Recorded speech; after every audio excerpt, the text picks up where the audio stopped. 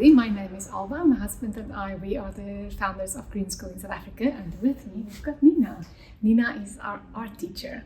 And in a green school where we focus on sustainable education and education for sustainability, there are quite a few challenges, new challenges, that we give to the art teacher. That is a limitation on materials because we check the ingredients of everything that enters our front door.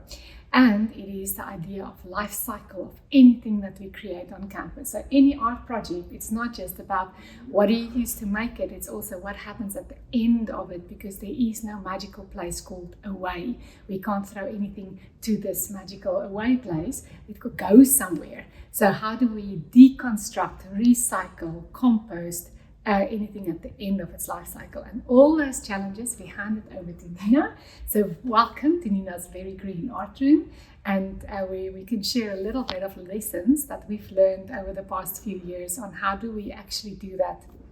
Enjoy. So now that Alba has introduced us to where we started with this, I needed to go from there, and I need to think about the kids that I have, the syllabus or the curriculum, the themes, and obviously a huge part of the art process and teaching art are the resources that we use, all the supplies and materials. So that's kind of where we started.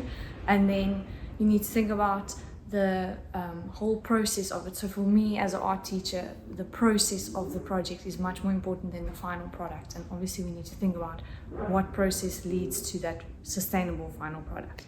So in the episodes to follow, I will tell you about some materials, what to buy, what you can find, what you can make, and then the deconstructing process of deconstructing an artwork and throwing it away, and then some examples of projects that worked really well, and then right at the end we can reflect on the whole journey together.